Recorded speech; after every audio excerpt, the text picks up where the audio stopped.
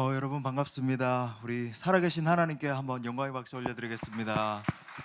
우리 옆에 계신 분들과도 반갑게 다시 한번 인사할 때 하나님이 우리를 붙드십니다. 인사하겠습니다. 네, 감사합니다. 우리 참 존경하는 우리 김진우 목사님 심우하시는 우리 청라은혜교회 와서 하나님 말씀 나누게 되어서 너무 영광스럽게 생각하고, 또 여러분들 얼굴을 제대로 볼 수는 없지만 그래도 이렇게 눈이라도 볼 수 있어서 참 감사합니다. 네, 우리 오늘 부흥을 갈망하라는 제목으로 하나님 말씀 나눌 텐데, 여러분 이제 또 청지기 세미나로 함께 참석하시지 않습니까? 그래서 여러분들 가운데 갈망함이 있었으면 좋겠습니다. 그냥 이렇게 참석하고 지나가는 시간이 아니라 하나님 내게 큰 은혜를 달라고, 그런 갈망과 은혜가 함께하는 시간 될 수 있기를 바랍니다. 아멘. 이 신학교를 다니던 시절 내내 제 머릿속을 떠나지 않던 그런 질문이 있습니다. 그건 뭐냐면, 이 위기의 시대를 살아가는 우리들에게 가장 절실한 것이 무엇인가라고 하는 질문이에요. 또 한국 교회가 가장 절박하게 구해야 되는 것이 무엇인가? 여러분 잘 아시는 것처럼 지금부터 한 15년 전쯤에는 한국 교회가 이 성장 열풍이 불어서 전부 다 이제 성장을 많이 구했었습니다. 교회 성장 세미나가 있다고 하면은 거기에 목회자들이 벌떼처럼 몰려가서 어떤 방법론을 찾으려고 노력을 했어요. 문제는 그런 풍조가 이제 지속이 되는 가운데 여러 가지 부재적인 현상들이 속출하기 시작했다는 것입니다. 이 한국 교회의 대사회적인 신뢰도가 바닥을 찍었다라고 하는 것은 우리 모두가 너무나 잘 알고 있지요. 예수 그리스도를 따른다라고 하는 우리 그리스도인들은 세상의 빛과 소금이 돼야 됩니다. 아멘이십니까? 썩어가는 이 세상을 살려내는 그런 소망이 돼야 되는데, 문제는 정반대의 길을 걸어갔다라고 하는 거예요. 안타깝게도 많은 믿는 사람들이 정말로 하나님 나라를 추구하고 그분의 의를 구하는 삶을 살기보다는 그 반대의 길을 걸어가기 시작한 겁니다. 끊임없이 이 세상의 어떤 법칙, 이 세상의 성공, 이 세상의 안위 같은 것들을, 여러분 이 세속주의라고 하는 것들을 여러분 이게 많이 들어보셨을 텐데, 동일하게 그렇게 추구를 하면서 끝없는 바닥으로 추락을 하게 된 거죠. 지금 현재를 바라볼 때에 지금 한 15년, 10년 전부터 급속도로 다음 세대 아이들도 이 교회를 향해서 등을 돌리고 있습니다. 우리나라 청소년 복음화율이 여러분 잘 많이 들어보셨겠지만 우리 3.8%밖에 되지 않는다. 여러분 이 미전도 종족 숫자에 거의 달하는 그런 퍼센티지입니다. 여러분 이대로 20년, 30년 가다가는 한국 교회에 더 이상 미래란 존재하지 않는 거예요. 그나마 우리 청라 지역이나 이렇게 좀 신도시 지역들의 젊은이들이 좀 있긴 하지만은 한국 전체로 바라볼 때 여러분 급감하고 있는 상황입니다. 각 지교회들의 상황을 바라봐도 힘을 얻어가고 성장하고 있는 교회들은 극소수예요. 가히 우리는 정말 영적인 위기의 시대에 살고 있다라고 하는 겁니다. 또 여러분 이 코로나 시대가 계속 이렇게 지속이 되면서 벌써 이제 3년째 정말 지난하게 지나가고 있는데, 우리가 가장 주의하며 살펴야 할 주제가 있는데 그건 뭐냐면 영적 침체의 문제입니다. Spiritual depression, 영적 침체의 문제예요. 마치 이 신앙의 침체, 영적인 침체는 바이러스와 같은 거예요. 아이러니컬하게도 바이러스와 같습니다. 우리도 모르는 사이에 우리를 찾아와서 우리를 침체시키고 계속적으로 무너뜨리는 거죠. 매주 드리는 이 예배가 번거롭게 느껴지기 시작하고 성도의 교제들도 부담스럽게 여겨지기 시작하는 겁니다. 사랑이 식어져서 서로를 바라볼 때 긍휼의 마음이나 어떤 돌봄의 마음이 아니라, 그죠? 비판하고 정죄하는 마음이 가득가득 차오르기 시작하는 거예요.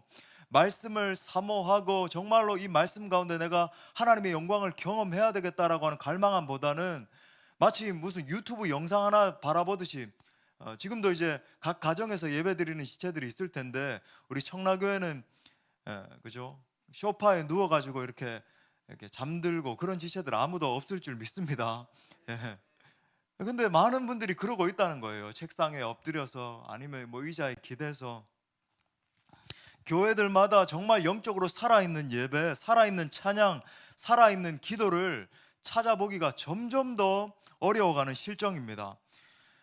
우리는 이제 저희 교회도 이제 행복한 사람들의 축제도 하고 선교도 하고 이렇게 적극적으로 그렇게 전도와 선교 사명을 감당합니다마는, 많은 교회들이 전도나 어떤 선교의 사명을 감당합시다, 이런 사역을 해봅시다 하면은 점점 이 영적인 해산할 힘을 잃어서 영혼 구원 한 명을 하기에도 버거운 그런 실정이 이어지고 있는 겁니다. 마치 우리들의 이 영적 상태를 바라볼 때, 한국 교회들의 이제 영적 상태를 바라볼 때 비커에 놓인 어떤 개구리의 상태와 같다 할까요? 우리 학교 다닐 때 실험을 해서 다 알잖아요, 그죠? 점점점 자기가 삼겨지는지도 모르고 그 비커 안에서 죽어가고 있는 겁니다. 물론 제가 성장이라고 하는 가치가 비본질적 가치라고 말씀드린다라고 생각을 하셔서는 안 됩니다. 교회가 정말로 본질적인 사명을 감당하는 가운데 성장하고 부흥하고 하는 것은 참 이렇게 우리가 추구해야 될 바입니다. 근데 문제가 뭐냐면 초점이죠. 건강한 성장을 통해서만 건강한 사람들을 세울 수 있고 또 건강한 사역을 감당할 수 있는 거예요. 그렇다면 여러분, 우리는 이 질문의 초점을 이렇게 바꿔야 될 것입니다. 우리가 과연 어떻게, 무엇을 이 위기의 상황 가운데 붙들어야 되는가? 그것의 키가 바로 영적인 부흥입니다. 영적인 부흥이에요. 교회가 정말로 지속적으로 건강하게 성장하고 많은 영혼들을 건져내고 선순환이 일어나기 시작하는 거죠. 교회 성도들 가운데도 영적인 패션, 열정이 일어나서 정말로 다시 한 번 더 그 동력이 전도와 선교, 영혼 구원하는 것으로 이어지기 위해서는 여러분, 영적인 부흥이 절박하게 필요한 것입니다. 오늘 우리가 읽은 이 사도행전 5장에 보면 여러분, 이 구도는 너무 잘 알잖아요. 구하던 예수님 말씀하셨던, 여러분 그죠? 정말 성령의 부으심이 사도행전 1장, 2장에 걸쳐서 폭발적인 그 성령의 임재 사건이 일어나기 시작하고, 또 이 5장에는 오순절 사건 이후에 점점 왕성해가는 그 교회의 모습을 이렇게 그리고 있습니다. 우리는 정말 어떤 부흥을 기대해야 될까? 오늘 말씀을 듣는 가운데 정말 여러분의 심령 가운데 영적인 부흥을 갈망하는 마음이 진지하게 솟아날 수 있기를 바랍니다. 그래서 죽어가는 여러분의 영혼 가운데 새로운 생기가 생겨나고 새로운 결단이 있는 복된 밤이 되시기를 축복합니다. 자, 첫 번째 포인트는 세 가지로 살펴볼 텐데, 첫 번째는 먼저 여러분 각 개인의 심령에 부흥이 일어나야 합니다. 우리 한번 따라 합시다. 개인의 심령에 부흥이 일어나야 한다. 예, 여러분, 이 부흥의 1차적인 측면은 개인의 가슴 속에, 그리고 내 심령에, 다른 누군가가 아니라, 그죠? 저 집사님이 은혜를 받아야 되는데 그거 아니고 내 심령에 부흥이 일어나야 된다라고 하는 거예요. 마치 폭포수와 같은 성령의 강림이 나의 심령을 강타하셔서 메마른 심령이 기운을 얻고 활기를 되찾는 것을 말하는 겁니다. 마치 나의 심령을 살펴볼 때에, 그죠? 비가 내리지 않아서 완전히 기근이 임해서 막 땅이 쫙쫙 갈라진 것 같은 그런 상태에 있는데, 은혜의 소낙비가 쏟아지기 시작하니까 메마른 나의 심령이 생기를 얻기 시작하는 거예요. 활력을 얻는 겁니다. 새로운 동력을 얻는 거죠. 이 가슴이 냉랭해진 사람이 뜨거운 은혜로 막 충만해지는 역사가 일어나고, 비전을 잃어버린 사람이 다시 한 번 더 새롭게 되어서 하나님의 비전을 발견해서 그 비전을 향해서 달려가는 역사 일어나게 되는 거예요. 한마디로 여러분, 제가 말씀드리고 있는 이 부흥, 리바이벌이라고 하는 건 성령의 불과 권능을 받는 것입니다. 어떤 신학자는 부흥을 이렇게 말했어요. 너무 적실한 표현이라고 생각을 합니다. 땅 위에 임하는 하늘이요, 땅에서 체험하는 하늘이다. 얼마나 멋지고 적절한 비유인지 모르겠어요. 여러분의 각 심령들마다 이 땅에, 메마른 나의 심령에 임하는 하늘의 축복이 임할 수 있기를 바랍니다. 자, 오늘 이 사도행전 5장이 보여주는 이 부흥의 현상 중에 하나가 있는데, 사람들이 성령의 능력을 체험했다라고 하는 거예요. 자, 15절부터 16절을 보니까, 다시 보니까, 심지어 병든 사람을 메고 거리에 나가 침대와 요 위에 누이고 베드로가 지날 때에 혹 그의 그림자라도 누구에게 덮일까 바라고 예루살렘 부근의 수많은 사람들도 모여 병든 사람과 더러운 귀신에게 괴로움 받는 사람을 데리고 와서 다 나음을 얻으니라. 정말 이 시대 가운데 이런 역사가 일어났으면 좋겠습니다. 그죠? 예. 사도행전을 보면 교회가 부흥하면 부흥할수록 사람들이 초자연적인 성령의 능력과 기적들을 놀랍게 체험하는 것을 보게 됩니다. 성령께서 임하시니까 각 사람 가운데 잠재되어 있던 은사가 막 터져 나오기 시작하는 거예요. 그러니까 슈퍼내추럴 피나미나 그러는데 초자연적인 은사들이 막 터져 나오기 시작하는 겁니다. 실제적으로 가시적으로 사람들이 그죠? 막 병고침이 일어나고 불가능한 상황들에서 막 문제 해결들이 터져 나오게 되고 안수하면서 기도하기 시작했을 때 귀신이 떠나가고 갖가지 능력이 실제로 나타났다라고 하는 거예요. 물론 저도 개혁주의 신학을 가지고 있고 저도 보수적인 신학을 가지고 있고 우리 합동주 교회들이 그렇지만 저는 성령의 능력을 갈망하고 또 성령의 능력을 인정합니다. 예. 실제로 여러분 저는 이 세대 가운데 그냥 메마른 신앙이 아니라 정말 성령의 부어짐이 있기를 간절히 갈망해요. 찬양하고 말씀 듣고 기도하고 그죠? 우리가 하나님의 임재 가운데 나아갈 때 이런 역사들이 일어나길 저는 갈망합니다. 물론 이런 현상들을 정형화해서 적용할 수는 없어요. 각 사람이 체험하는 어떤 은혜의 형태라든지 은사의 모양들은 각각 다를 수 있습니다. 각 사람의 어떤 기질이라든지 형편이라든지 우리 주님은 각 사람의 기질에 따라서 성품에 따라서 어떤 배경에 따라서 지식에 따라서 다 다르게 그렇게 역사를 합니다. 그런데 분명한 건 뭐냐면 성령께서 은혜의 소낙비를 부으실 때에 각 성도들이 개별적으로 폭발적인 성령의 능력을 경험하게 된다라고 하는 거예요. 제가 아까 코로나 시대에 신자가 가장 주의하고 우리가 좀 귀를 기울여야 되는 게 뭐냐면 아마 이런 심령들이 있을 겁니다. 여기 멀쩡하게 이렇게 앉아있고 찬양도 하고 이렇게 하고 있지만 이게 쉽지 않은 거죠. 2년이나 이런 시간들이 보내면서 정말 쉽지 않은 거예요. 우리 목회자들에게도 이 시간들이 정말 쉽지 않은 도전입니다. 그래서 여러분 우리 김 목사님 많이 격려해드리고 기도해드리고 여러분 절대로 힘 빼는 얘기 하시면 안 됩니다. 여러분 이 리더가 제일 힘든 거예요. 이 상황 가운데 얼마나 많은 지혜를 구해야 되고 그래서 여러분 많이 격려해드리고 기도해드리고 그죠? 막 이렇게 맛있는 것도 사드리고 그래야 될 줄 믿습니다. 그런데 실제로 여러분도 쉽지 않을 거예요. 각 주부들이 아이들과 끌어안고 이걸 학교를 보내야 되나 말아야 되나 어떻게 바이러스가 이렇게 올까 싶어서 막 두려워하기도 하고 직장에서도 뭐 이 사람이 터졌니 저 사람이 터졌니 오늘 보니까 26만 명이나 넘게 나오는데 여러분 이렇게 많이 나오셔서 여러분 우리 청라은혜교회는 복이 있는 줄 믿습니다. 근데 여러분 우리가 이 영적 침체의 문제를 간과할 수 없다라고 하는 거예요. 실제로 코로나가 장기화되면서 많은 그리스도인들이 정도의 차이는 있지만 영적인 침체를 경험하고 있음을 봅니다. 대체 내가 하나님 앞에 나아가 말씀을 듣고 기도를 하고 있으면서도 불구하고 왜 내 마음 가운데 이런 우울함이 있는 거지?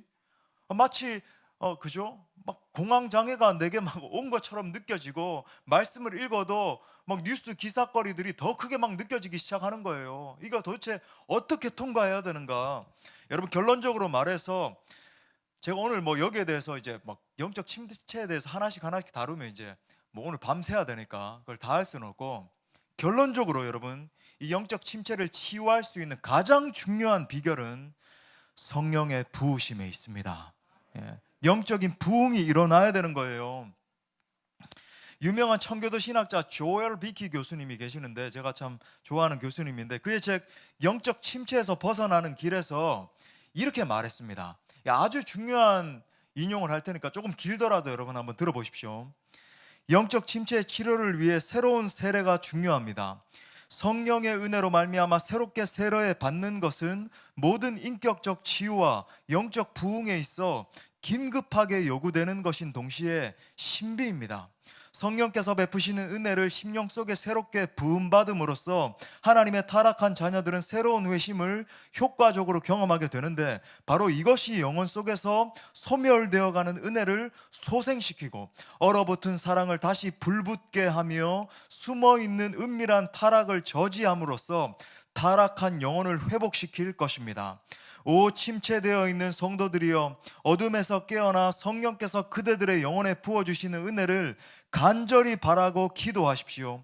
그들의 생명력 없는 신앙생활과 능력 없는 외형적 종교심과 하나님과의 교제가 결여된 기도와 자아의 깨어짐 없는 죄의 고백과 사랑이 결핍된 열정을 이제 그만두십시오.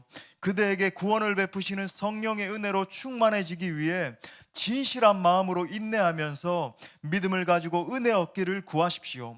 하나님을 갈망하고 그분의 사랑을 갈망함으로써 마치 예전에는 이 길을 결코 지나간 적이 없었던 것처럼 새롭게 시작하기 위한 은혜를 구하십시오. 성령의 소생시키심과 비추심과 치유하심과 거룩해 하심과 은혜로우신 능력을 구하십시오. 사랑하는 성도 여러분, 우리 각 심령마다 정말로 필요한 것은, 여러분이 진짜 갈망해야 되는 것은 영적인 부흥인 줄 믿습니다. 성령의 능력이 내 속에 임해서 역사하기 시작할 때에 내 속에 있던 모든 우울함과 영적 침체가 떠나가는 역사가 일어나는 것입니다. 가장 중요한 것, 우리가 일꾼이 되어서 각 부서에 들어가서 전도와 선교의 사명을 감당하고 영혼들을 일으키는 그 사역을 하기 전에 가장 중요한 것은 내게 성령께서 임하셔서 부어주시는 거예요. 내가 정말로 은혜를 깨닫지 못했는데 여러분, 누구를 살린단 말입니까? 내게 성령 하나님의 능력이 없는데 내가 어떤 능력으로 저 사람의 생명을 살린단 말이에요. 가장 중요한 것은 내 안에 부흥이 일어나는 것입니다. 그럴 때 새로운 능력과 권능이 임하기 시작해서 땅끝까지 이르러 하나님의 사명을 완수하는 사람으로 서게 된다라고 하는 거예요. 여러분, 그런 의미에서 좀 번거로우시겠지만 우리 한번 두 손을 높이 들고 갈망하는 마음으로 선포합시다. 우리 한번 선포합시다. 주여, 내게 부흥을 주옵소서. 주여, 내 심령에 소낙비를 부어 주옵소서. 주여, 가란 나의 마음 가운데 성령의 폭우를 부어 주옵소서. 갈망하는 모든 심령들 가운데 주님이 은혜의 단비를 부어 주실 줄 믿습니다. 자, 우리 두 번째로는요, 우리 공동체에 부흥이 일어나야 합니다. 우리 따라 선포합시다. 공동체에 부흥이 일어나야 한다. 자, 사도행전이 보여주는 부흥의 또 다른 특징이 있는데, 여러분, 이 부흥은 반드시 고여있지 않고 확장이 일어나거든요. 바로 공동체적 부흥의 그림입니다. 자, 12절에 보니까 이렇게 말하네요. 우리 12절 다 같이 읽어볼까요? 시작. 사도들의 손을 통하여 민간의 표적과 기사가 많이 일어나매 믿는 사람이 다 마음을 같이하여 솔로몬 행각에 모였다. 자, 교회의 부흥이 일어나기 시작하면 각 개인의 심령의 이 부흥은 파급이 일어나기 시작해서 반드시 공동체의 부흥으로 이어집니다. 사람들이 모두 한 마음이 돼서 함께 모이고 함께 하나님의 사역을 폭발적으로 감당하기 시작하는 거죠. 여러분, 교회가 진정한 부흥을 경험하고 있다라고 하는 것, 그 징조 중에 하나가 흩어져 있던 마음들이 하나씩 모이기 시작한다라고 하는 거예요. 서로 싸우고 다투고 분쟁하고 비판하고 하던 것들을 중단하고 진정한 회개와 통회가 작용하기 시작하는 겁니다. 무너져 있던 관계들이 점점 화해하기 시작해서 관계적인 회복을 경험하기 시작해요. 예전에는 저 사람의 저 면이 단점으로만 보였는데 이제는 내가 이해하고 채워줘야 될 그런 면으로 보이기 시작하는 거죠. 예전에는 저 사람의 얼굴만 봐도 막 미움이 들고 질투하는 감정이 일어났다고 한다면 이제는 저분의 얼굴만 봐도 은혜가 되고 위로가 되고, 그죠? 기쁨이 충만한 마음이 드는 겁니다. 즉, 여러분, 부흥이 일어나면 관계의 회복이 일어납니다. 교제가 깊어지는 거죠.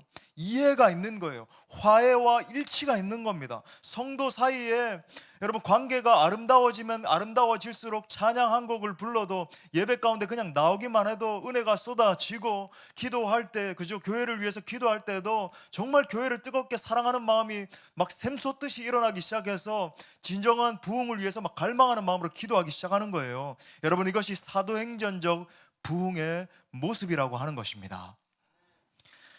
여러분 신약 성경에만 봐도 서로라고 하는 말이 58회나 반복된다라고 하는 걸 보게 돼요. 서로 섬기고 사랑하고 교제하고 서로를 위해서 기도하라, 화목해라, 격려해라. 여러분 성경을 보면 부흥은 각 개인에게만 임하는 역사가 아니라 집단적으로 여러 사람들에게 동시에 임하는 것을 보게 됩니다. 여러분 부흥이, 저는 참 이렇게 부흥의 역사를 읽는 걸, 제 이름이 이제 임재흥인데 하나님이 임재하셔서 부흥한다 이런 뜻이거든요.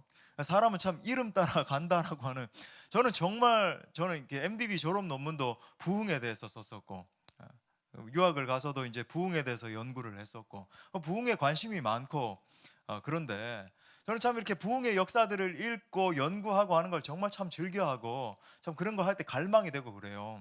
근데 여러분 부흥의 역사를 읽어보면 반드시 각 개인에게 임한 부흥은 파급이 일어나기 시작해서 공동체적 부흥이 일어나기 시작하고 집단적으로 하나님이 부으시는 역사가 일어난다라고 하는 거예요. 그래서 모인 그 사람들을 권능의 사람들로 일으켜 주셔서 복음을 위해서 살게 하는 겁니다. 우리 교회가 정말 이렇게 많이 일어났습니다. 예전에는 몇 명이었는데 이렇게 됐습니다. 그게 아니라, 그 차원에만 머무는 게 아니라 우리 교회의 부흥을 통해서 그 지역 사회가 사는 역사가 일어나고 우리 교회 권석들이 속한 영역들이 하나님의 나라로 개혁되어지는 일이 일어나고, 예전에는 정의가 일어나지 않고 공의가 땅에 밟혔다라고 한다면 우리 청라은혜교회 성도들을 통해서 내가 속한 영역이 하나님의 공의와 정의가 실현되는 영역으로 개혁되는 일이 일어나는 겁니다. 한마디로 여러분 부흥이 일어나면 성령이 비상하게 부어져서 개인의 심령들이 새로워지고 교회가 새로워지고 심지어 여러분 내 각 개인이 속한 영역들이 완전히 변화되는 일이 일어나는 거예요. 성령께서 임하셔서 죄에 대해서, 의에 대해서, 심판에 대해서 책망을 하시는 겁니다. 그러면 여러분 각 개인들이 먼저 자기 자신 안에 있는 이 죄악으로 말미암아 막 통회하는 일이 일어나요. 내 안에 얼마나 이 숨어있던 죄악들이 얼마나 끔찍한 죄악이었던가. 살아계신 하나님은 정말로 거룩하신 분인데 나같이 이렇게 추악하고 못난 죄인은 정말로 지금 소멸돼서, 성령의 불이 임해서 소멸돼도 저 지옥 형벌 가운데 떨어져도 부족함이 없는 그런 죄인이구나, 이런 사실이 깨달아지기 시작하면서 통회하는 심령들이 일어나는 거예요. 그러니까 여러분 중요한 건 뭐냐면, 예전에도 똑같이 역사하던 성령의 역사였음에도 불구하고 부흥이 일어날 때, 성령이 부으시기 시작할 때 어떤 일이 일어나냐면 전보다도 훨씬 더 강한 회개와 중생과 성화와 통회의 역사가 일어나게 된다는 겁니다. 사도행전 1장 14절 후반에 보니까 이렇게 말하죠. 더불어 마음을 같이하여 오로지 기도에 힘쓰더라. 여러분 주님께서 공동체 가운데 모두 한 마음을 부어주기 시작하니까 그들이 모두 다 약속하신 그 성령을 받기까지 한 마음이 돼서 막 기도하기 시작하잖아요. 그렇게 열흘간 계속 기도하는 가운데 역사상 전무후무한 폭발적인 성령의 역사가 일어나는 것 아니겠습니까? 여러분 이와 같이 우리 청라은혜교회도 여러분 오늘 이 밤뿐만 아니라 금요일 날 모일 때마다, 정말로 기도의 모임으로 모일 때마다 폭발적인 기도, 폭발적인 예배, 폭발적인 찬양이 터져 나와야 될 줄 믿습니다. 은혜 소낙비가 부어지기 시작할 때, 그죠? 우리의 심령에 막 각성이 일어나기 시작하고 하늘의 하나님을 향해서 하나님의 임재를 구하는 거예요. 하나님, 우리가 이렇게 추악한 죄인들인데 주님의 은혜가 필요합니다. 주님 은혜 없이는 살 수 없습니다. 내게 약속하신 그 영을 부어 주옵소서. 그래서 갈라졌던 마음들이 서로 하나로 모아지고 모두 한 마음 한 뜻이 되어서 하나님의 영광을 추구할 때 하나님이 우리 공동체를 사용해 주실 줄 믿습니다. 마지막 세 번째로, 부흥을 통해서 반드시 전도와 선교가 확장됩니다. 우리 따라합시다. 부흥을 통해서 전도와 선교가 확장된다. 여기 있는 많은 분들이 교회 리더들로 쓰임받기 위해서 이렇게 모인 줄 믿어요. 그리고 우리 청년들도 많이 있고 한데, 여러분 하나님께서 교회에 부흥을 부어주실 때는 반드시 목적이 있습니다. 많은 사람들이 이 지점에까지 가지 못하기 때문에 여러 가지 부재적인 일들이 일어나는 거예요. 내게 조그마한 어떤 은사라도 임할라 치면, 방언이라도 조금 임할라 치면, 약간의 어떤 지식의 말씀이 조금 임할라 치면 교만해지기 시작하는 거죠. 내게 이런 은사가 있어, 하나님 내게 이런 은사를 부어주셨어. 자기 자신을 과시하고 내가 무언가 이런 성과를 일구어냈고 이런 것을 위해서 여러분 이게 뒤틀려져 버리는 거죠. 주님이 그 은사를 주시고 은혜를 주신 목적이 있는데, 부흥을 주시는 목적이 있는데 나중에 다 이게 뒤틀려서, 그죠? 그게 지도자들이든 그죠? 평신도들이든 다 마찬가지인 겁니다. 나중에 끝이 안 좋게 되는 거예요. 여러분 기억하십시오. 교회에 하나님이 부흥을 주실 때는 반드시 분명한 목적이 있습니다. 우리끼리 은혜 받고 잘 지내라고 여러분 교회를 세우신 게 아니죠. 전도와 선교가 그 최종 목적입니다. 그러니까 큰 그림에서 보면 하나님의 나라가 확장되는 거예요. 여러분 너무 잘 아시는 사도행전 1장 8절 말씀 다 같이 읽어볼까요? 시작. 오직 성령이 너희에게 임하시면 너희가 권능을 받고 예루살렘과 온 유대와 사마리아와 땅끝까지 이르러 내 증인이 되리라 하시니라. 여러분 하나님은 교회를 세우실 때에 분명한 목적 위에 세우셨습니다. 그 목적은 바로 하나님의 나라죠. 목사님, 하나님의 나라 많이 들었는데요, 뭐 하나님의 나라 맞죠? 죽어서 가는 그런 천국이죠. 아니요, 그렇지 않아요. 하나님의 나라라고 하는 것은 분명히 하나님이 통치하시는 영역을 말하는 겁니다. 하나님이 다스리심을 말하는 거예요. 그러니까 우리가 주님 안에 있을 때 예수님 뭐라 그러셨냐면, 하나님의 나라가 너희 안에 있다. 내 말이 정말로 너희 안에 있으면 하나님의 나라가 너희 안에 있는 거야. 너희 안에서 시작된 거야. 이렇게 말한 거거든요.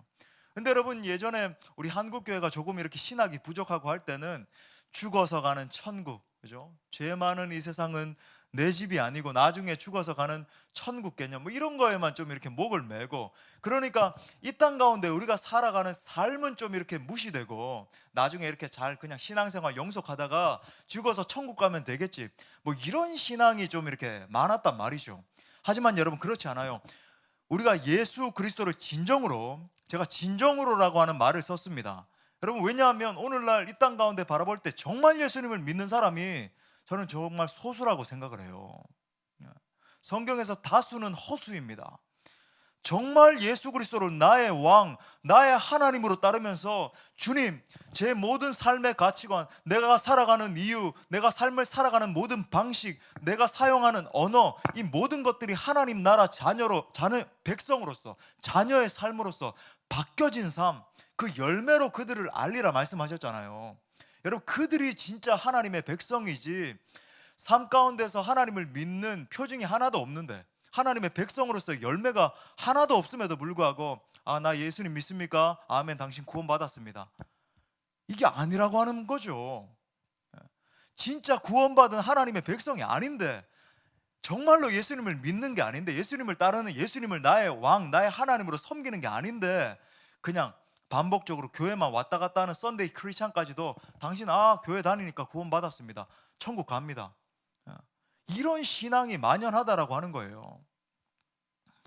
여러분 제가 말씀드리고 있는 이 하나님의 나라라고 하는 것, 하나님 나라의 확장이라고 하는 건요, 정말 복음을 만나, 십자가와 부활의 복음을 만나 예수 그리스도 안에서 내가 죽고 예수님이 사시고 내가 살아가는 목적이 예수님 때문에 하나님의 영광을 위해서, 학생들은 공부하는 목적, 내가 정말로 밤을 지새면서 공부하고 준비하고 어떤 직장에 들어가는 것이, 지금 우리 한국교회 대부분 한국 사회를 뒤덮고 있는 게 물질 만능주의인데, 내가 좋은 차 끌고 내가 성공하고 내가 사람들 앞에 이렇게 드러나고 좋은 더 많은 평수를 살아가고, 이거 아니고 정말로 내가 사도 바울과 같이 예수 그리스도와 같이 심지어 가난에 처해진다 할지라도, 저 선교지에 가서 이름도 없이 빚도 없이 죽어간다 할지라도 오직 예수 그리스도를 위해서 살아가는 그 삶을 말하는 거죠. 여러분 오늘날 우리 가운데 이런 신앙을 지닌 성도들이 과연 얼마나 될까요?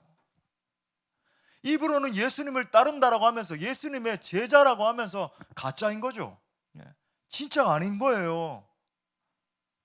적당하게 세상과 예수 그리스도 하나님 나라 사이에서 양다리를 거치고 있으면서 심리적으로 세상 성공도 추구하고 세상의 야욕도 추구하고 내 노후, 내 안정, 나의 어떠함, 내 자식에게 얼마를 물려주고 내 세를 어떻게, 주식 투자를 어떻게 해서 내가 어떻게 투자를 해서, 세상의 가치관에 완전히 매몰되어 있으면서 여러분 이게 어떻게 하나님 나라의 삶인가요? 예수 그리스도를 위해서 포기하는 게 없는데, 정말로 예수 그리스도를 향해서 내 삶을 던지는 게 없는데,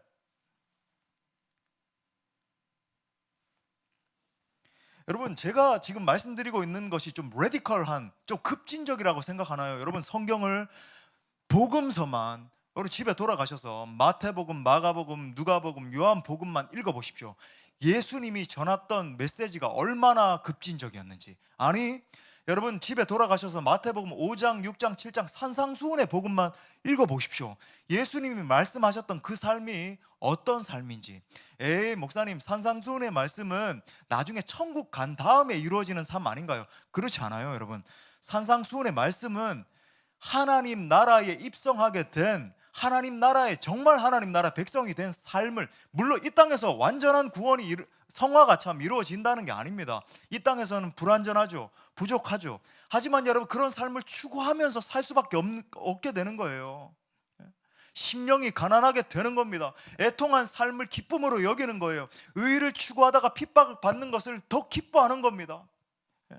이 세상 가운데서 세상의 방식과 다르게 살아가다가 핍박받고 조롱받고 직장에서 욕을 듣고 왕따 되고, 그죠? 너는 왜 적당하게 타협하면서 살아가지 않아? 이런 말을 듣더라도 더 막 기뻐하고 즐거워하고, 주님, 제가 핍박받았습니다. 복음을 위해 살다가, 하나님 나라 방식대로 살다가 승진도 못했네요. 할렐루야, 주님께 영광입니다. 뭐 이렇게 되는 거죠. 여러분, 그게 여러분 예수님 말씀하시는 복음의 삶 아닙니까? 아우, 목사님 참 이렇게 급진적인, 저는 우리 성도들에게 이렇게 전하거든요.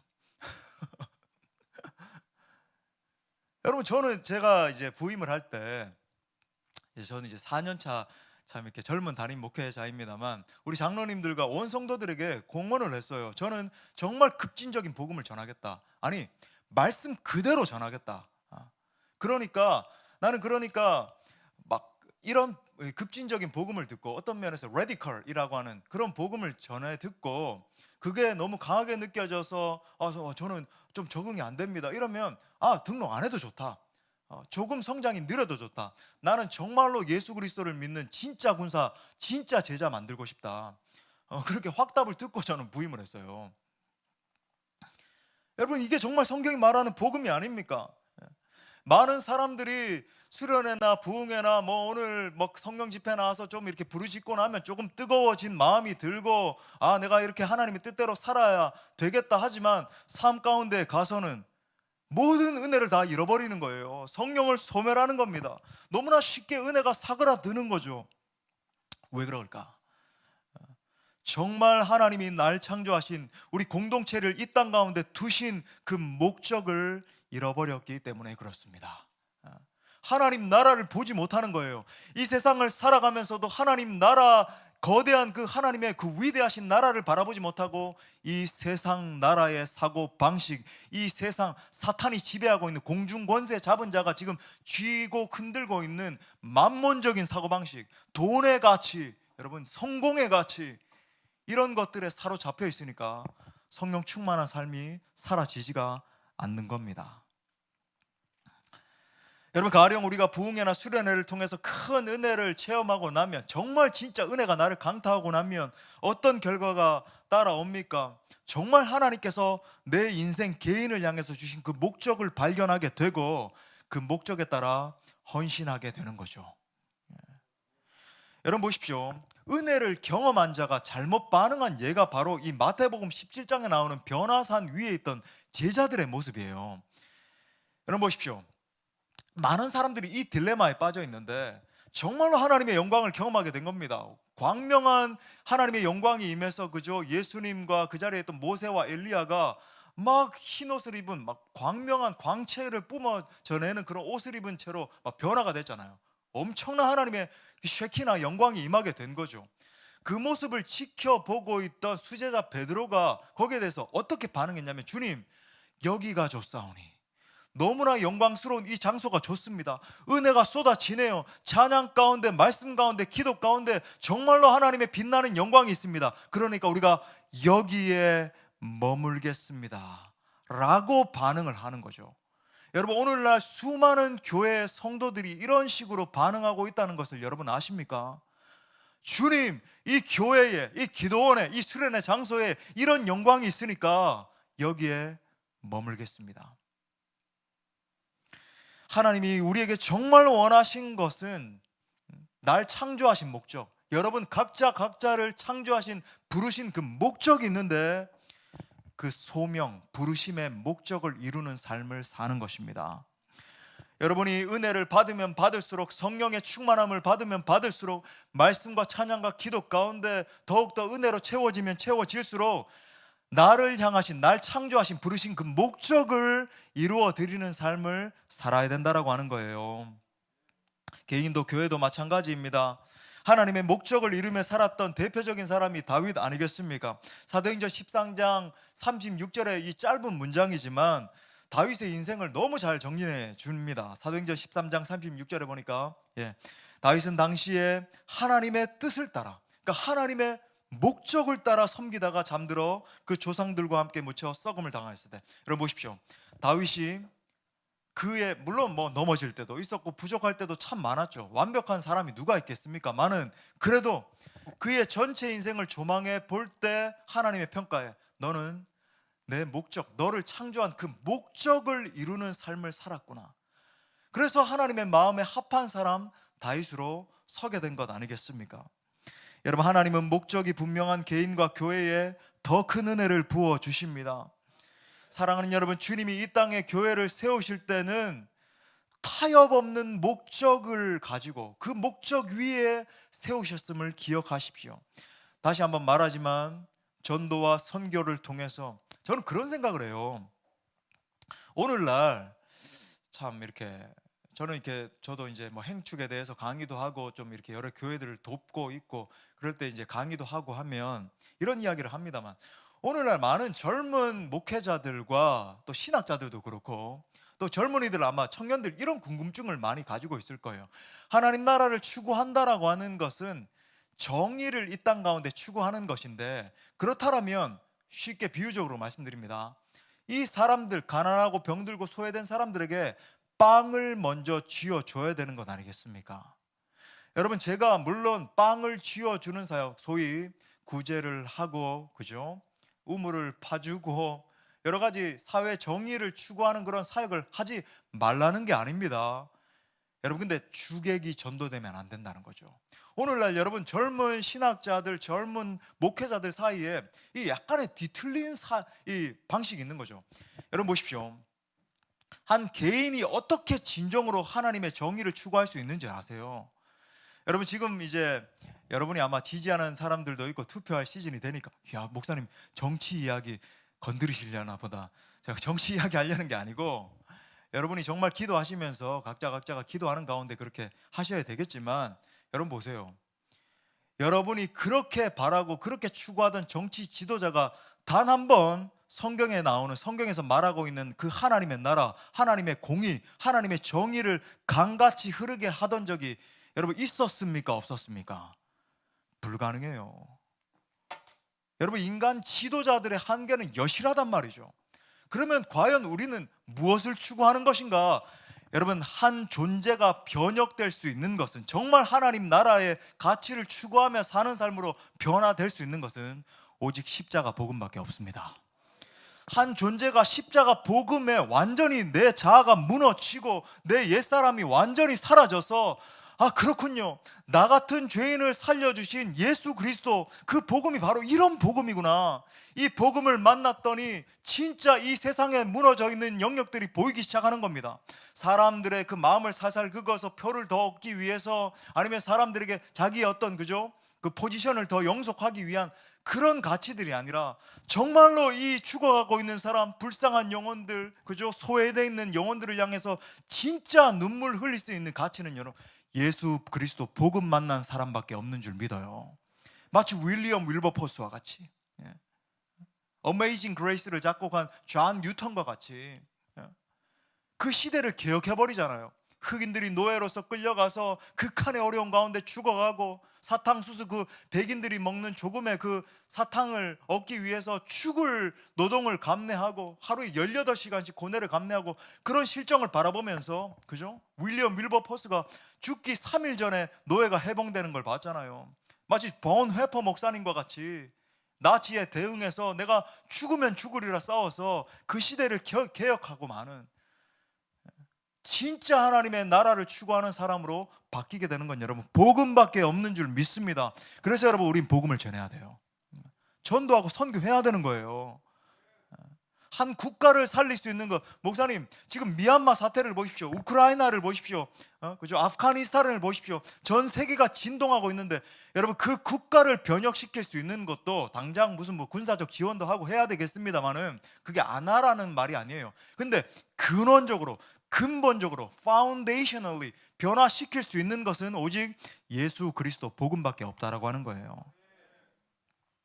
여러분 성령이 임하시면 문화적, 언어적 차이를 극복하게 됩니다. 제가 이제 미국에서 오랜 시간 동안 유학 생활을 했었는데 유학 생활을 할 때도 이제 사역을 감당했어요. 제가 무슨 뭐 부유한 가운데 유학을 갔던 게 제가 이렇게 겉에 보기에는 압구정동에서 태어나서 압구정동에서 이렇게 쭉 자랐을 것처럼 보이죠. 예. 근데 저는 정말 참 이렇게 어렵게 자랐고 그러니까 많은 연단 가운데 그렇게 자랐습니다. 그래서 참 어려운 가운데 기도하면서 이렇게 유학 생활에서 사역도 해야 됐고 여러 가지 막 참 어려운 순간들을 막 감내하면서 그렇게 억지로 정말 하나님 주신 은혜로 그렇게 공부를 했는데 제가 이제 이민교회 사역을 감당하면서도 이제 전도팀을 맡았었습니다. 예배팀도 맡고 뭐 청년부도 하고 이민교회는 실정이 그렇거든요. 여러 가지를 막 감당해야 되는데 매주 전도를 나갔어요. 그러면 한인들을 대상으로 뭐 전도를 할 수 없잖아요. 제가 그 샌프란시스코 옆에 있는 베이 지역에 실리콘밸리고 있던 지역에 있었는데 매주마다 그 UC 버클리 저희가 있던 지역에 이제 스탠포드도 있고 UC 버클리 뭐 그리고 컬리지들도 이렇게 많이 있고 그랬는데 그런 지역들에 나가서 이제 복음을 전했어요. 그러면 정말 모든 민족, 모든 백성의 사람들을 다 만나게 됩니다. 나가면 뭐 백인들도 있기도 하지만 인도에서 온 아메리칸들, 저 남미에서 온 히스패닉 아메리칸들, 뭐 그리고 히잡 쓴 이슬람들, 무슬림 아메리칸들, 뭐 그리고 뭐 한인들도 가끔 이렇게 만나기도 하고, 뭐 모든 민족, 모든 방언에 있는 사람들을 다 만나게 돼요. 저는 정말 미국에서 매주 복음을 전하면서 자신감이 붙었어요. 저는 이제 예전에도 선교단체에 있으면서 오랜 시간 있으면서 선교도 많이 다니고 했습니다만 특히 미국에서 전도를 하면서 난 진짜 뭐 어떤 민족을 만나더라도 복음 전할 수 있다.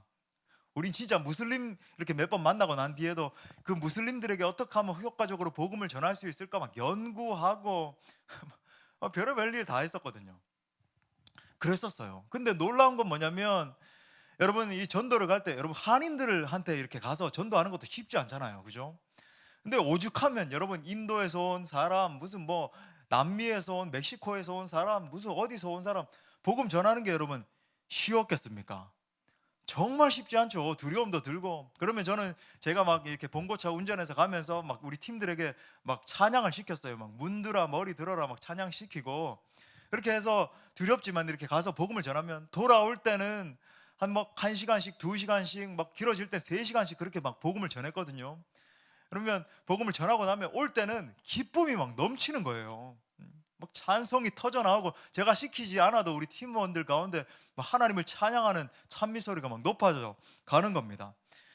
여러분 어떤 상황과 환경도 상관없어요. 하나님이 은혜를 주시고 부흥을 주시고 능력을 주시면 모든 민족, 모든 방언 여러분 코로나 아니라 여러분 더한 것들이 온다 할지라도 복음 전할 수 있는 줄 믿습니다. 생명 드리는 거죠 뭐. 아마 이 중에서 저는 이제 코로나도 초창기에 제일 강할 때 이렇게 걸렸었거든요. 저희 교회 지금 네이버에 처음 보면 기사 장난 아니고 몇 천 개가 달리고 9시 뉴스에 저희 교회가 여러분 얼마나 많이 나왔는지 몰라요. 유명 교회가 돼버렸습니다. 저는 여러분 이 폐렴이 왔는데 딱 입원하고 폐렴이 시작됐는데 폐의 90%가 폐렴으로 덮여서 제가 주님 보좌 앞에 갔다 왔어요. 실제로 죽다 살아났습니다. 제가 유서까지 썼었고 막 그랬었어요. 교회가 건축 중이었는데 얼마나 힘들기도 하고 뭐 그런 시간들 통과하면서 건축도 하고 지금 이렇게 살아서 이렇게 있는데 여러분 뭐 상관없어요. 여러분 우리 가운데 어떨 때 불평불만이 일어나지 않고 어떨 때 여러분 진짜 막 우울증 오지 않고 그럴 수 있는지 알아요. 죽으면 죽으리라요. 예배 드리다가 코로나 걸려도, 복음 전하다가 코로나 걸려도, 코로나 아니라 여러분 주님 오실 때가 가까우면 올수록 더 심한 것들도 올 수 있는데 성경이 예언되어 있잖아요. 마태복음 24장, 누가복음 21장 읽어보십시오. 요한계시록만 읽어보세요.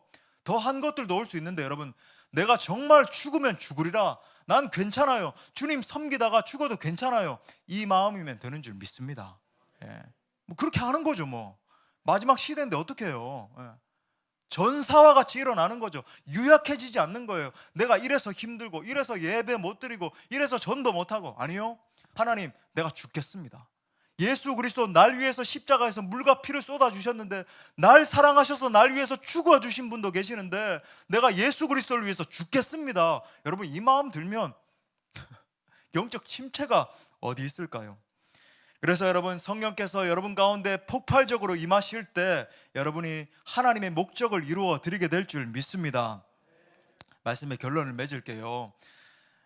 사랑하는 여러분, 여러분 가운데 진정으로 사모해야 되는 것은 성령의 부으심인데, 그러면 어떻게 이 성령의 부으심을, 저희 시간이 좀 갔네요. 그래서 제가 조금 생략하면서 이렇게 말씀드릴 텐데, 그러면 무엇을 구해야 되는가? 결론을 말씀드리겠습니다. 성경이 우리에게 몇 가지 힌트를 줍니다. 어떻게 해야 내가 성령의 부으심을 경험할 수 있는가? 자, 먼저 시편 기자가 이렇게 말해요. 시편 107편 9절 말씀 우리 다 같이 읽도록 하겠습니다. 시작. 그가 사모하는 영혼에게, 자, 여기서 말하는 만족과 좋은 것으로 채워진다라고 하는 것은 가람, 앞에 언급하는 부족함과 대비되는 개념으로서 영적인 부흥을 말합니다. 성령이 충만함을 얻게 되는 거죠. 가란 심령 가운데 단비가 쏟아지는 걸 말하는 거예요. 여러분, 또 이것에 대해서 지혜자가 이렇게 표현을 합니다. 우리 잠언 8장 17절, 제가 참 사랑하는 구절인데 다 같이 읽을게요. 시작. 나를 사랑하는 자들이 나의 사랑을 입으며 나를 간절히 찾는 자가 나를 만날 것이니라.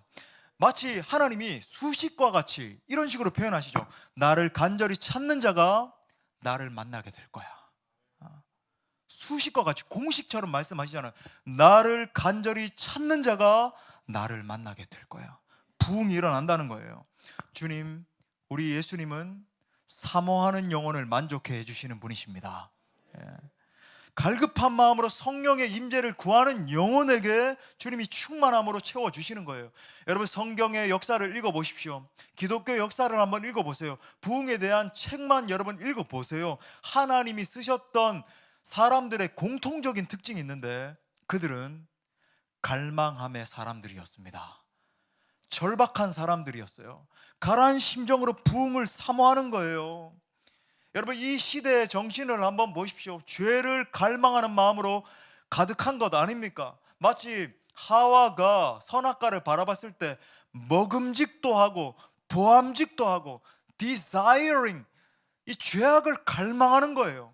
하지만 여러분, 하나님이 쓰시는 사람들의 특징은 뭐예요? 하나님의 임재를 갈망하는 거예요. 하나님을 갈망하는 겁니다. 하나님의 얼굴을 구하는 거예요. 하나님을 아는 지식을 구하는 거예요. 하나님, 제가 주님을 더욱더 알길 원합니다. 주님, 나에게 더 생명이 계시하여 주옵소서. 하나님, 내 인생 한 번밖에 없는데요, 내가 정말 한번 쓰임받길 원하는데요, 하나님, 내게 임하여 주옵소서. 여러분, 무엇보다 중요한 기도는 성령의 임재, 성령의 충만을 구하는 기도인 줄 믿습니다. 그렇게 성령께서 우리 가운데 임하실 때 내적인 열매들을 맺게 하실 뿐만 아니라 사역적 확장이 일어나고, 여러분들 정말 청지기들로 이렇게 세움 받으셨는데 놀라운 영적인 리더들로 세워져서 수많은 영혼들을 살려내는 여러분 복음의 통로로 쓰임받게 될 것입니다. 마지막으로 간단하게 제 얘기만 하고 마칠게요. 저도 참으로 이렇게 부족한 사역자인데, 그래도 이렇게 조금이라도 하나님이 써주시는 비결은 바로 성령의 임재 때문에 그렇습니다. 저도 초6 때, 여기 있는 어린이들 소망을 가지십시오. 초등학교 6학년 때 우리 중고등부 형들 누나들 이렇게 했던 그 수련회에 따라갔어요. 물론 제가 압구정에서 태어나서 압구정에서 자라긴 했습니다만은 이 아니고, 자, 대구에서 이렇게, 우리 또 김 목사님과 고향도 같아요. 대구에서 이렇게 자랐는데 서울에서 어떤 능력 있는 전도사님이 오신다는 거예요. 그래서 왔는데 막 이렇게 말씀을 듣고 수련회 마지막 날 밤에 기도하는 가운데 성령께서 저를 강력하게 막 강타하셨습니다. 예수님이 뜨겁게 만나 주셨어요. 막 부르짖어 기도하는 가운데 이상하게 제 혀가 제가 의도치 않았는데 막 말려 들어가기 시작해서 이상한 언어가 막 말해지기 시작하는 거예요. 그리고 제 눈앞에 마치 환상과 같이 예수 그리스도의 십자가가 나타났는데, 거기에서 예수님의 보혈이 막 쏟아지는데 제가 거기에 무릎을 꿇고 이렇게 엎드렸습니다. 그게 그림이 사라지질 않는 거예요. 계속 이렇게 십자가에서 보혈이 막 쏟아지는데 제가 거기에 엎드려서 막 울면서 기도를 했어요. 근데 여러분, 초등학교 6학년짜리가 무슨 뭐 그렇게 많은 죄가 있었겠습니까? 근데 제 마음 가운데 한 가지 생각이 드는 게 뭐냐면, 저 십자가 보혈의 피는 내 죄 때문에 흘려주신 피구나, 이 생각이 들면서 얼마나 울었는지, 당시 이제 저희 누님이 사주셨던 당시 유행하던 아디다스 파카, 그 아까운 파카에 휴지가 없어가지고 얼마나 저는 이렇게 막 울면은 눈물보다 콧물이 더 쏟아지는 놀라운 역사가 일어나더라고요. 그래서 막 콧물이 막 시계추처럼 막 덜렁덜렁 거릴 정도로 막 줄줄줄줄 흘러내리는데, 제 생각에는 한 생각밖에 없었어요. 저 십자가에서 흘려주신 피는 내 죄 때문에, 나같이 못난 죄인 때문에 흘려주신 피구나, 그 생각 때문에 얼마나 울었는데, 여러분, 놀라운 사실은 밤 10시쯤에 그 기도회가 시작됐거든요. 8시쯤에 집회가 시작돼서 말씀 끝나고 기도가 시작돼서 10시쯤이 됐는데 저는 몰랐습니다. 제가 눈을 떴을 때 정확히 기억해요. 새벽 3시 20분이 돼 있었어요. 다른 형들 누나들이 다 내려가고 있고 저 혼자 그 집회 장소에서 그러고 있었던 거예요. 막 이렇게 방언을 하면서. 마지막 날 새벽이 됐는데 한 1시간쯤 잤을까요? 그 다시 새벽 기도 시간이 됐는데 또 이상한, 막 기도 시간이 됐는데 이상한 말이 막 나오고 멈추어지지가 않는 겁니다. 그렇게 내려오는데 정말 예전에만 들었던 목사님들이 이야기하던 막 이렇게 나무들이 흐느흐느 하는데, 그게 진짜 영적 눈이 떠지니까요, 정말로 과장이 아니고 하나님을 막 찬양하는 거예요. 새들이 지저귀는데 막 새들이 하나님의 영광을 찬양하는 게 보이고, 그때 기억납니다. 고속버스에서 이제 돌아오는 차 안에 했는데, 당시에 이제 소리엘, 제일 그 당시 잘 나가던 팀이 소리엘이었거든요. 여러분 젊은이들 아는지 모르겠는데, 소리엘 찬양, 나의 이 기쁨 또 나의 참 소망 내 안에 계신 하나님, 막 이 찬양을 듣는데 얼마나 이 초6짜리가 막 눈물이 막 펑펑 쏟아지면서 그렇게 돌아와서, 여러분 그때부터 저의 뭐 중고등부 시절, 대학부 시절 저를 변화시키기 시작해서 지금 조금이라도 하나님이 사용하신다면 그때 임한 성령의 역사 때문에 그렇게 된 것이에요. 네. 여러분, 오늘 결론 이렇게 촉구하고 마치고 싶습니다. 사랑하는 여러분, 그 무엇보다 가장 중요한 것 성령의 부으심인 줄 믿습니다. 여러분 가운데 영적인 부흥이 임해야 돼요. 성령의 강타가 있을 때 영적 침체가 떠나가고 여러분의 영혼이 소생케 되고 하나님의 나라를 추구하는 삶으로 바뀌어지게 되는 것입니다. 그러므로 기도하는 가운데 여러분 모두가 강력한 성령의 충만함을 받아서 정말로 이 땅 가운데, 이 부패한 이 세대 가운데 하나님 나라를 힘있게 선포하는 모두가 되시기를 간절히 축원합니다.